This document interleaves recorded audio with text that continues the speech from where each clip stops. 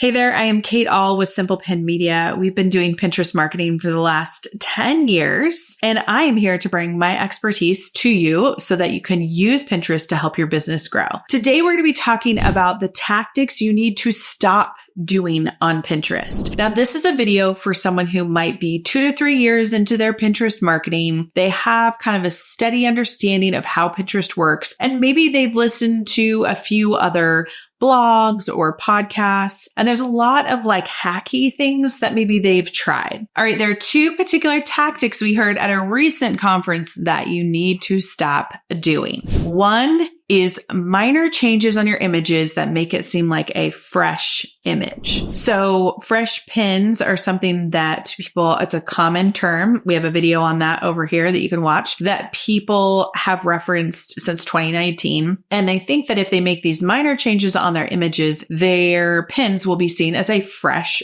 pin. But the minor changes people are making are flip an image backwards, put a line here, move a box here, change up the font. You are missing the point of a fresh image. When you are doing a new image for Pinterest, the number one thing you should be thinking about is how can I engage a user in a different way to get them to click on my image to go to my website. I think this needs to be something more along the lines of changing up an image, adding borders, changing up where the image is, changing up the wording or the text on the image has a huge impact. Because not only does it play to the algorithm, but it also plays to what that particular person might be searching. So don't just think about these little minor things like moving a line or changing the font. Really thinking about keeping your branding consistent, but changing up the whole aesthetic of your image. That's how you truly get a quote unquote fresh pin.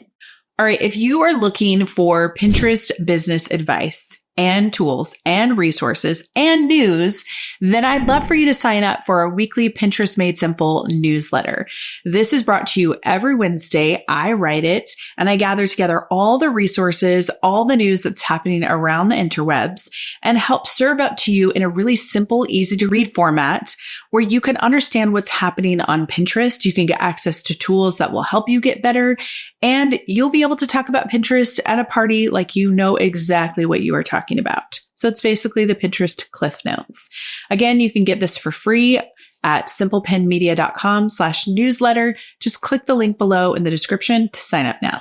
Okay, the second mistake that people are making, the second tactic that people are trying, is to just pin whatever. Now, just recently, I was talking with our Inner Circle group. This is a group we take through 6 weeks of learning how to do Pinterest and optimizing their account. They do all the work, but we really get in there intensely. It's like a Pinterest mastermind, if you will. One of the aha moments that they had towards the end was that they were just haphazardly pinning. They were throwing pins out on Tailwind. They were like, well, this sounds like a good time to throw it out, or this board looks like a good board to pin to. But they all had the aha moment of finding their own strategy for pinning strategically onto the platform with the right timing, with the right type of pin to the right board so that they could really attract the person on the other end. So no longer were they just saying, well, 10 pins a day works. And that is a common question that I get. How many times should you pin per day? And when you know your own strategy for Pinterest,